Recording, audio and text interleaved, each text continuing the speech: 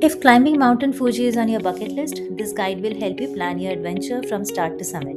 We'll cover the best time to climb, how to get there, which trail to choose, the new climbing rules, what to pack, how much it cost, and the memorable experience waiting at Japan's highest peak. Let's get started. The official climbing season is surprisingly short, lasting only during the summer when the trails, mountain huts, transportation, and rescue services are fully operational. Yoshida and Subashiri trails open on July 1st, while Fujinomiya and Gotemba open on July 10th. All four trails close on September 10th. Choosing the right trail can completely change your experience. If this is your first climb, Yoshida is usually the best option thanks to its many mountain huts and medical stations. Subashiri begins through a beautiful forest before joining the Yoshida trail higher up. Fujinomiya starts at the highest elevation, making it the shortest route but also one of the steepest. Gotemba starts from the lowest point, making it the longest and most physically demanding climb. If you are staying in Tokyo, the easiest option is the direct highway buses from Shinjuku to Fuji Subaru Line 5th station. The journey takes around 2.5 hours and drop you at the starting point of Yoshida trail. For Fujinomiya, Subashiri and Gotemba, take the train to Mishima or Gotemba station and transfer to the seasonal shuttle buses that operate during the climbing season. Please note, private cars are restricted during this time. Climbing Mount Fuji is not that easy like old times.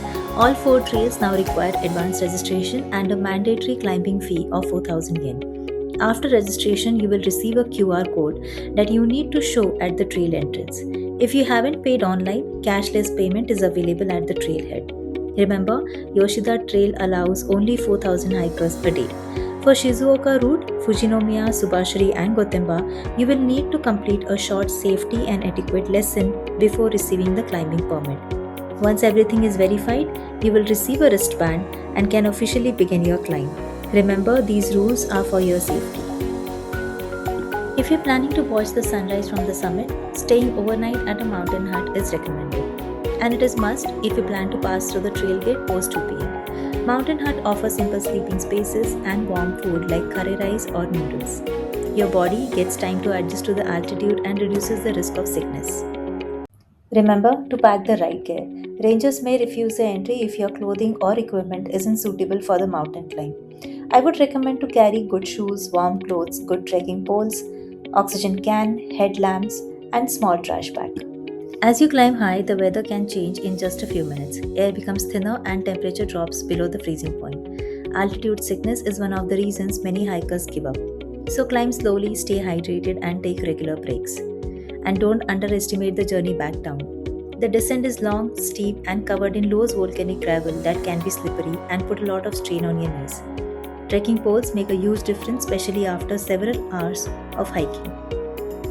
If you have timed your climb well, you will witness Goraiko, the spectacular sunrise above the clouds. Collect hot iron stamps on your walking sticks, send a postcard from Japan's highest post office.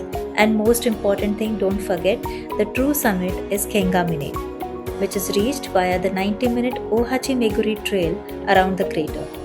Remember to apply for your official certificate of ascent. There is a famous saying in Japanese, Ichidomo no baru no baka, nido no baru baka. Person never climbed, missed it all. Person climbed twice, went twice for no reason. I hope this guide helps you plan a safe and unforgettable climb. All the best for your journey. Thank you for watching.